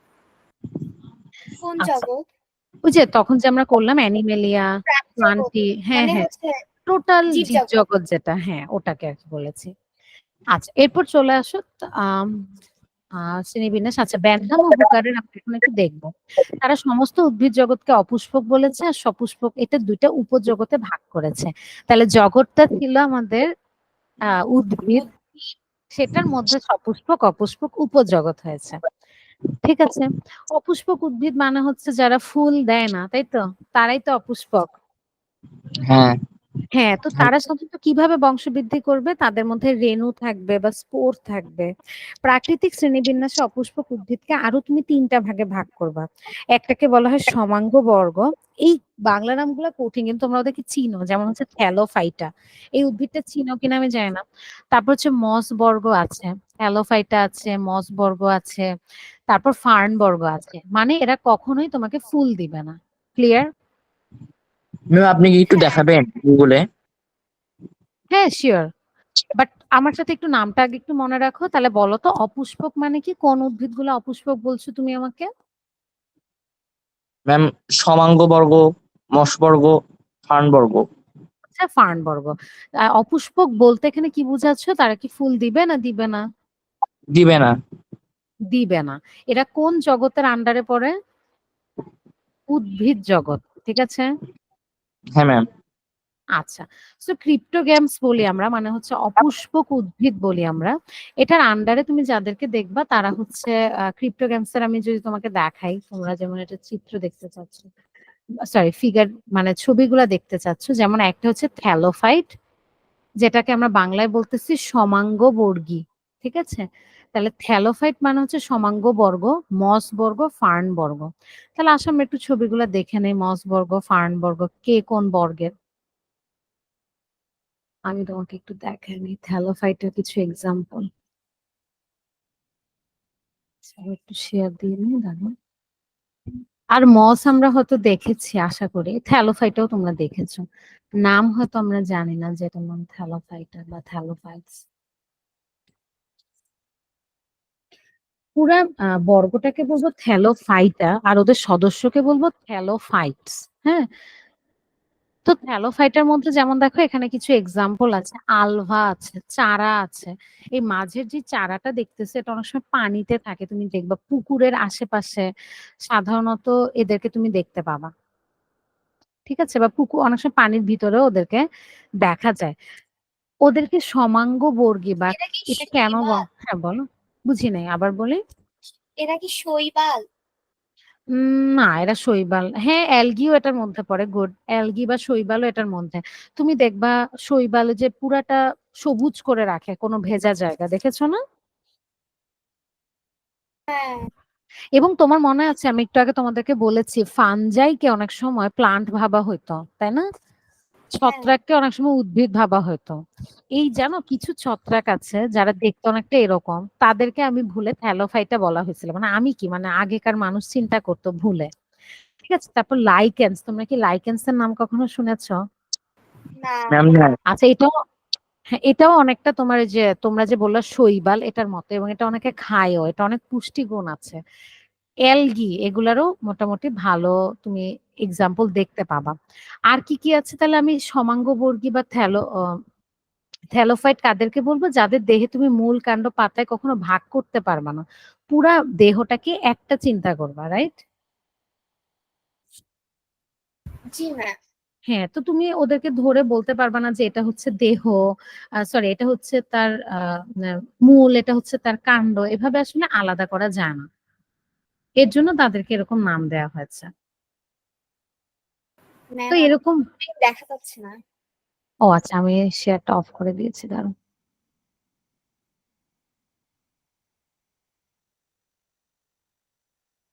আচ্ছা, এরপর চলে আসো যায় না যে সকল উদ্ভিদকে এই ধরনের অন্তর্গত করা হয়েছে, এদের কোনো পরিবহন তন্ত্র নেই। পরিবহন তন্ত্র মানে রক্ত সংবহন তন্ত্র এরকম কিছু তাদের নেই। জননাঙ্গ সাধারণত এককোষী। সমাঙ্গবর্গী উদ্ভিদ প্রজাতি সংখ্যা প্রায় 1,00,000 থেকে 10,000। আচ্ছা আজানটা একটু শেষ হোক, আমরা এটা একটু দেখি, আমরা নিজেরা একবার একটু দেখি, একবার একটু রিডিং পড়ো তো। ফার্নবর্গ, মসবর্গ এগুলো একবার একটু দেখো, আমি তোমাকে ছবিগুলো দেখাচ্ছি। আচ্ছা ম্যাম। আচ্ছা তাহলে একটু খেয়াল করো, যারা ফুল দেয় না এদেরকে আমি আরো তিনটা ভাগে ভাগ করছি। সমাঙ্গবর্গ, মসবর্গ, ফার্নবর্গ। ইংলিশ নামগুলো মনে রাখতে হবে, থ্যালোফাইটা, ব্রায়োফাইটা, আরেকটা হচ্ছে টেরিডোফাইটা, ঠিক আছে? তাহলে থ্যালোফাইটা, ব্রায়োফাইটা, টেরিডোফাইটা। যেমন খুব সহজে মনে রাখবা কিভাবে, সবসময় মনে রাখবা সমাঙ্গবর্গী যারা তারা হচ্ছে শৈবাল, ঠিক আছে? শৈবালকে তুমি পাতা, দেহ, মূল এভাবে আলাদা করতে পারবা না, এটাই হচ্ছে তার মেইন নাম। এগুলোকে সাধারণত আমরা শৈবাল বলি, মনে থাকবে, তারা উদ্ভিদ রাজ্যের মধ্যেই পড়ে। ব্রায়োফাইটা তোমরা সবাই চেনো, মস। তোমরা কি অনেক সময় দেখেছো পুকুরের মধ্যে ছোট ছোট পাতার ন্যায় কিছু থাকে, কচুরি বানানো, ছোট ছোট পাতা দিয়ে পুরো পুকুরটা ঢাকা থাকে, এরকম কখনো দেখেছো? যেখানে মাছ থাকে বেশি, দেখেছো কখনো? জি হ্যাঁ হ্যাঁ, ওটাকে তোমরা কি বলো বাংলায়? আমরা মনে হয় খুদি পানা বলি, এরকম নাম আছে হয়তো। ঠিক আছে, ছোট ছোট কচুরি পান। পানা, না, কচুরি পানা না, কচুরি পানা কিন্তু অনেক মানে বড়। কচুরি পানা যখন ছোট থাকে, হ্যাঁ, মানে অনেকটা ছোট ভার্সন। ঠিক আছে, কচুরি হ্যাঁ পানা ছোট ভার্সন। শ্যাওলা এটাকে আমরা অনেক সময় আচ্ছা, শ্যাওলাও কিন্তু তোমার কিসের মধ্যে পড়বে বলো? শ্যাওলাও শ্যাওলা তোমার পড়বে। মশ বর্গ। মশ বরবটি। আচ্ছা, তো এখানে দেখো আমি দেখাচ্ছি তোমাদেরকে, সবগুলাই দেখাচ্ছি। যেমন মস হচ্ছে, মসের মধ্যে তুমি হচ্ছে এই লিভার ওয়ার্টি ছোট ছোট পাতার মতো থাকে, দেখবা পানির মধ্যে আটকায় রাখে, পুরা পুরা পুকুরটা ভরে যায় অনেক সময়। এর জন্য ভিতরে কিছু ঢুকতে পারে না, বা কিছু এরকম আলো বাতাস কিছু ঢুকতে পারে না। তো দেখো এদেরকে আমরা ব্রায়োফাইটা বলি। এই উদ্ভিদটা খুব নরম থাকে, নরম কাণ্ড থাকে, পাতা অনেক বড় বড় থাকে। হ্যাঁ, এদের বড় কি কম্পারেটিভলি বড়। এদের দেহে মূলের পরিবর্তে রাইজয়েড নামক মূল রোমের মতো ফিলামেন্ট থাকে। এর মাধ্যমে এরা মাটি থেকে প্রয়োজনীয় পানি ও খনিজ লবণ শোষণ করে থাকে। এদের দেহে কোনো পরিবহন তন্ত্র দেখা যায় না। মসবর্গীয় উদ্ভিদের প্রজাতির সংখ্যা প্রায় 23,000। আচ্ছা, তাহলে মস বর্গ হচ্ছে মসই আছে, যেমন ছোট ছোট স্মল কিছু ফর্ম থাকে, যেটা অনেক সময় দেখবা যে পুরাটাকে ঘিরে আছে। যেমন আমি তোমাদেরকে একটা ছবি দেখাই, এটাকে আবার ইয়া ভাববা না, ওই যে কি জানো? ওই যে দেয়ালে যে দেয়ালে হচ্ছে থাকে, ভেরি সবুজ গুড, এটাই সবুজ অনেক, বলছে। সবুজ হ্যাঁ সবুজ, যেমন হচ্ছে তোমার পাথরের মধ্যে স্যাঁতস্যাঁতে অনেক সময় জায়গায় জন্মে। স্যাঁতসেঁতে জায়গায় সাধারণত জন্মকে টান দিলে দেখবো ওর কিন্তু মূল আছে, এবং মূলটা রাইজয়েড এর মতো। এই যে দেখো এখানে একটা মস দেখাচ্ছে, খেয়াল ওই যে করেছো? প্রথমেই হ্যাঁ, একদম শুরুতে আছে এখানে, ক্লিয়ার? তো এদেরকে আমরা সাধারণত মস বলি। তো তুমি আলাদা করবা কিভাবে? এদেরকে তুমি মূল এবং দেহ এভাবে আলাদা করতে পারবা। এবং এদের মূলগুলা রাইজয়েড। রাইজয়েড মানে কি জানো? একটু লতানো, একটু আম যেমন আদা, যেমন আদা একটা এক্সাম্পল, বা লতি, আমরা কচুর লতি খাই অনেক সময়। এগুলো হচ্ছে রাইজয়েড মূলের এক্সাম্পল। এরপর সব ফার্ন বর্গ কারা? টেরিডোফাইট। তুমি ফার্ন রাস্তাঘাটে অনেক দেখেছো, অনেক সুন্দর লাগে ফার্ন দেখতে। ফার্নের মূল আছে, কাণ্ড আছে, পাতা আছে, এদেরকে ভাগ করা যায়। ফার্নের এক্সাম্পল, আমরা ফার্নকে অনেক সময় ফার্নি বলি, দেখতে অনেক সুন্দর হয়। যেমন হচ্ছে ফার্নস আছে, তারপর ক্লাম্প মস বলি অনেক সময়। ফার্ন হচ্ছে টেরিস। তুমি ফার্নের এক্সাম্পল হিসেবে মনে রাখতে পারো টেরিস। এগুলো তোমরা বড় ক্লাসে আরো ভালো করে পড়বা। 9-10 এ এগুলো দিয়েই শুধু একটা চ্যাপ্টার, টেরিডোফাইটা বা হচ্ছে ফার্নবর্গীয় উদ্ভিদ। এবং শৈবাল ছত্রাক একসাথে একটা চ্যাপ্টার। কেন? ওই যে মানুষ, মানে বললাম না শুরুতে ওরা ভুল করছিল যে কোনটা শৈবাল আর কোনটা ছত্রাক, এই কারণে। তো ওরা আসলে সবাই ওই যে থ্যালোফাইটার মধ্যে পড়ে, যাদেরকে তুমি আলাদা করতে পারো না। এই যে দেখো, এটা দেখেছো না আপনি? এদেরকে ফার্ন বলি আমরা। এরকম গাছ রাস্তাঘাটে অনেক দেখেছো? হ্যাঁ হ্যাঁ হ্যাঁ, এরা হচ্ছে ফার্ন। মানে একটু ক্লিয়ার? ঝুঁকি থাকে। হ্যাঁ, কি থাকে? না না আচ্ছা, একটু হোল্ড করা, আমার এখানে নয়েজ হচ্ছে। আচ্ছা, আসো আমরা তাহলে এখানে যাই। তাহলে ৩টা একটু আলাদা করে একটু পড়বা, হ্যাঁ? একটা হচ্ছে থ্যালিফাইটা, সমাঙ্গদেহী, মসবর্গীয়, এবং হচ্ছে যেটাকে ব্রায়োফাইটা বলছো, লাস্টেরটা হচ্ছে টেরিডোফাইটা বা ফার্নবর্গীয়। মনে থাকবে আপনি? এগুলা কোন জগতের আন্ডারে পড়ছে? উদ্ভিদ। উদ্ভিদের কোনটার উদ্ভিদ মধ্যে পড়ছে? অপুষ্প। অপুষ্পকের মধ্যে। এবার আসে সপুষ্পক। সপুষ্পককে আবার প্রথমে ২টা ভাগে ভাগ করা হয়েছে। একটাকে বলা হয়েছে আবৃতবীজী, নাম থেকে কিন্তু তুমি জানো। আরেকটাকে বলা হয়েছে নগ্নবীজী। বলো আবৃতবীজী মানে কি আর নগ্নবীজী মানে কি? আবৃতবীজী মানে হচ্ছে যেসব উদ্ভিদের বীজগুলো হচ্ছে যে কোনো কিছু দ্বারা আবৃত থাকে, যেমন আম, ভেরি গুড, আম, ভেরি কাঁঠাল। গুড। আর নগ্নবীজী হচ্ছে সেসবই উদ্ভিদ যাদের বীজ হচ্ছে যে নগ্ন অবস্থা থাকে, অর্থাৎ আবৃত থাকে না। যে যেমন হচ্ছে পাইনাস, সাইকাস গুড, ইত্যাদি। সাইকাস, পাইনাস, ভালো তো জানি আমরা। তো মেইন কথা হচ্ছে তারা সপুষ্পক, মানে ফুল দিবে, এটা তো শিওর। রাইট? মানে অন্তত সিড থাকে বা বীজ থাকে, হ্যাঁ? তারা সপুষ্পক মানে যে ফুলই দিবে তা না। যেমন সাইকাসের তো কোনো ফুল নাই। কিন্তু বীজ দিবে এটা বোঝায় যে বীজের থেকে নতুন উদ্ভিদ হবে এরকম আরকি বোঝায়। তো সাধারণত জিমনোস্পার্ম বা হচ্ছে তোমার বাকি যেগুলা এদের বেলায় নগ্ন মানে হচ্ছে জিমনোস মানে সেটা আসলে খোলা থাকে। হ্যাঁ? তো আমরা নগ্নবীজী বলতে বুঝাই যে যাদের সিড আচ্ছা আছে। ম্যাম, হ্যাঁ, বলো? এই অপুষ্পক অপুষ্পক উদ্ভিদরা কিভাবে হচ্ছে যে বংশবিস্তার বংশ বৃদ্ধি করে? ওদের তো বীজ হয় না। বীজ হয় না। ভেরি গুড আপনি। এটা হচ্ছে স্পোর। তুমি এই যে ফার্ন রাস্তাঘাটে দেখছো না? এই ফার্নের কখনো হ্যাঁ, পাতা যদি তুমি উল্টাও মানে পাতাটার পিছন সাইড দেখবা। দেখবা কি ওখানে ছোট, ছোট মানে আমাদের পিম্পল সাইজের মতো। পিম্পল সাইজ আমাদের মুখে একদম এক্সাক্টলি এরকম ছোট, ছোট অনেক দানা থাকে। এদেরকে বলা হয় হচ্ছে স্পোর। এটা অনেক সময় বাতাসে উড়ে যেতে পারে। এটা অনেক সময় খুলে নিচে পড়ে যেতে পারে। যেখানেই পড়বে সেখানেই সে তৈরি হয়ে যাবে। অযৌনজনক অনেকটা, হ্যাঁ? কিন্তু টেরিডোফাইটা অনেক সময় যৌনজননও করতে পারে। সেটা অন্য ধারণা। কিন্তু সাধারণত তাদের এরকম কোনো প্রসেস নাই। তারা স্পোরের মাধ্যমে করবে। মনে থাকবে স্পোর বা রেণু। হ্যাঁ। আচ্ছা। এবার আসো মানে নগ্নবীজী হচ্ছে স্পোর বা রেণুর মাধ্যমে তারা বংশ বংশ বিস্তার বিস্তার করবে। তাদের বিস্তার কোনো করে। বীজ নাই। ক্লিয়ার? এবং তারা অনেক সময় কি করে জানো? তাদের দেহের কিছু অংশ থেকেও বংশ বিস্তার করতে পারে। যেমন তুমি একটা মসের অল্প একটু কেটে এনে তোমার এখানে লাগায় দাও, দেখবা যে অনেকগুলা হয়ে গেছে। এরকম অনেক সময় হয়। এটাকে আমরা অনেক সময় বলি ভেজিটেটিভ, হ্যাঁ? দেহের অংশ দিয়েই সে বংশ বিস্তার করতে পারে। যেমন আলুও কিন্তু দেখবে এটা পারে। আলু ধরো অনেকদিন একটা আলু রেখে দাও, ওর গায়ে দেখবা ছোট, ছোট চোখের মতো জন্মাবে। তারপর সেটা যদি তুমি মাটিতে দাও হ্যাঁ, ওখান থেকে অনেকগুলো আলু গাছ হবে, তাই না? সাধারণত। আচ্ছা, তো নগ্নবীজী হচ্ছে কি যার বীজটা নগ্ন থাকে, বুঝতেই পারতেছো। নগ্ন থাকে, এখানে কোনো ফ্লাওয়ার হবে না, মনে রাখবা। এবং এগুলা সাধারণত তুমি যেগুলো এক্সাম্পল বললা সাইকাস, তারপর আম পাইনাস, এগুলা হচ্ছে সাধারণত নগ্নবীজীর উদাহরণ। এবার যে তার যেহেতু বীজই নাই তাহলে সেটা কি এক বীজ না দ্বিবীজ? আমার তো প্রশ্নই আসে, সরি, তার নগ্ন বীজটা যেহেতু ঢাকা না, সো আমার এক বীজ না দ্বিবীজ এটা প্রশ্ন আসে না, তার এরকম কোনো শ্রেণীবিভাগ নাই। আবৃত বীজই যে তার বীজটা আবৃত থাকে। যেমন তুমি বললা আম, ভেরি গুড। তুমি আমের বীজ কখনো দেখেছো? যদি কাঁচা আম হয় তুমি দেখবা কি ওটা ইজিলি তুমি ভেঙে দুইটা ভাগ করে ফেলতে পারো। কখনো খেয়াল করছো?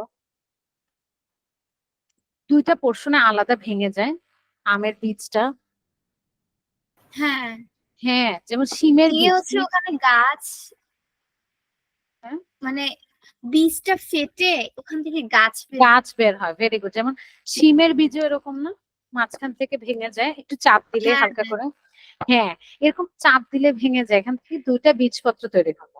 আর যাদের একটাই হবে চাপ দিলে ভেঙে যাবে না তাদেরকে আমি এক বীজপত্রী বলি। যেমন ধরো আমি সরিষা যদি বলি, সরিষাকে তুমি যত সরিষার বীজটাকে যতই চাপ দাও তার কিন্তু দুইটা হবে না, সে একটাই। ঠিক আছে? কাঁঠালের বীজও মেবি একটাই, তাকেও তুমি ভাঙতে চাইলে এরকম দুইটা বীজপত্র হবে না, একটাই বীজপত্র তার। অনেক সময় দেখবে এইসব গাছগুলো যখন হয় তখন তার প্রথমেই দুইটা পাতা হয়, দুই পাশ থেকে দুইটা পাতা হয় এরকম, হ্যাঁ? তো এদেরকে আবৃত বীজকে আমি দুইটা ভাগে ভাগ করবো, একবীজপত্রী, দ্বিবীজপত্রী। এর মধ্যে এই দল বলতে কি বোঝায় জানো? পাপড়ি, আমরা যেটাকে বাংলায় বলি পাপড়ি, তাই না? হ্যাঁ, কোনো কোনো দ্বিবীজপত্রী কোনো দলই থাকবে না, কোনো কোনো গুলা যুক্ত অবস্থায় থাকবে, কোনো কোনো গুলা মুক্ত বা বিযুক্ত অবস্থায় থাকবে। এভাবে তাদেরকে আমি আবার ক্লাসিফাই করছি। তাহলে আসো আমরা এখানে একটু দেখি কি বলেছে। যে সকল উদ্ভিদের মূল বা বীজ হয় তারাই এই উপজগতের অন্তর্ভুক্ত। বীজের মাধ্যমে এরা বংশ বিস্তার করে। তাহলে সপুষ্পক মানে যে শুধু ফুলই হয় তা না, ফুল এবং বীজ।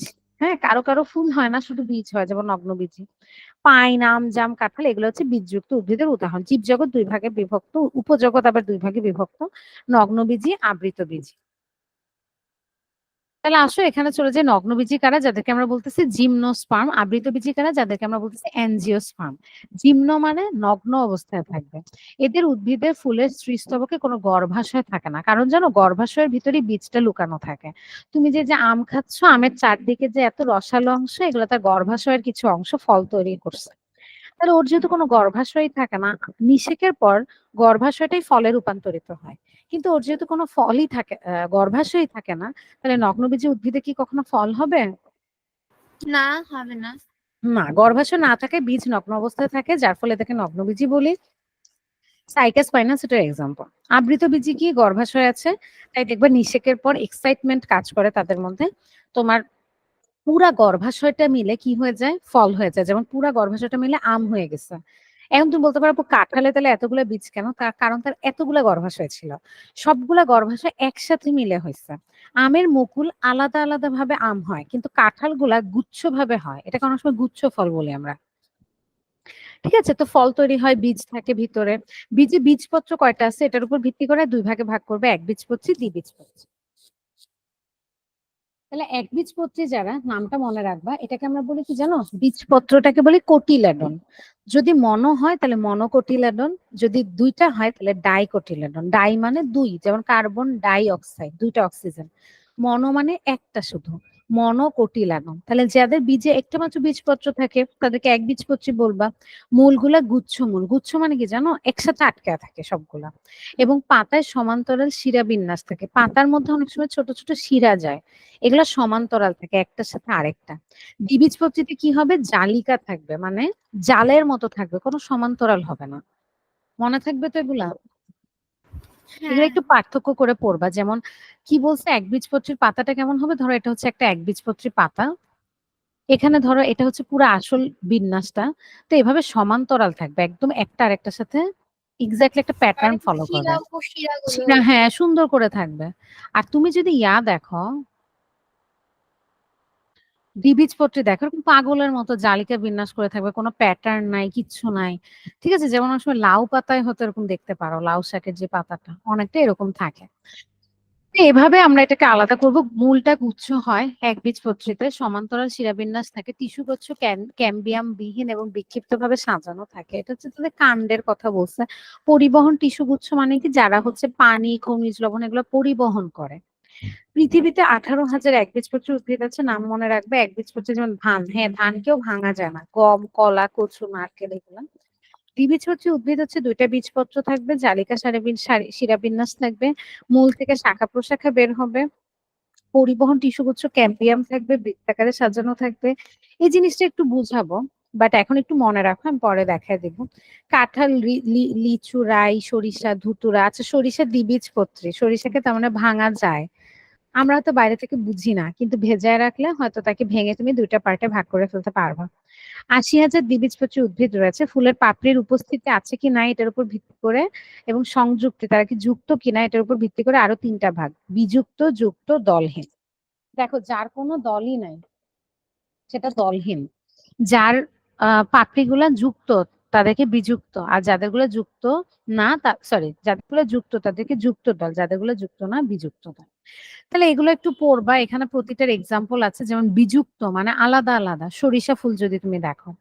যুক্ত যেমন ধুতুরা ফুল যদি দেখো, কোনো দলই নাই, যেমন কাঁঠাল ফুলের কোনো দল নাই। ঠিক আছে, ফুলে কোনো পাপড়ি নাই। তাহলে 10.2 পর্যন্ত তোমরা পড়ে আসবা। 10.3 থেকে আমরা প্রাণীর শ্রেণীবিন্যাসের ভিত্তিটা দেখবো। আশা করি নেক্সট ক্লাসে আমরা এটা শেষ করে ফেলতে পারবো, তাই না আপনি? একটু কোঅপারেটিভ যদি হই। আচ্ছা হ্যাঁ আচ্ছা, তাহলে নেক্সট ক্লাসে তুমি আমাকে একটু মনে করায় দিবা যে আপু যে ক্যাম্বিয়াম ট্যাম্বিয়াম এটা মানে কি, বুঝি নাই, এছাড়া সব পড়ে আইসো। এটা আসলে একটু কঠিন তোমাদের জন্য। এটা মানে হচ্ছে সে কি পরিবহনটা কেমনে করতেছে, কোন কোন কোষ আছে সেখানে, এগুলা নিয়ে একটু কথাবার্তা বলবো। তাহলে আজকে এই পর্যন্তই পড়ি। আচ্ছা।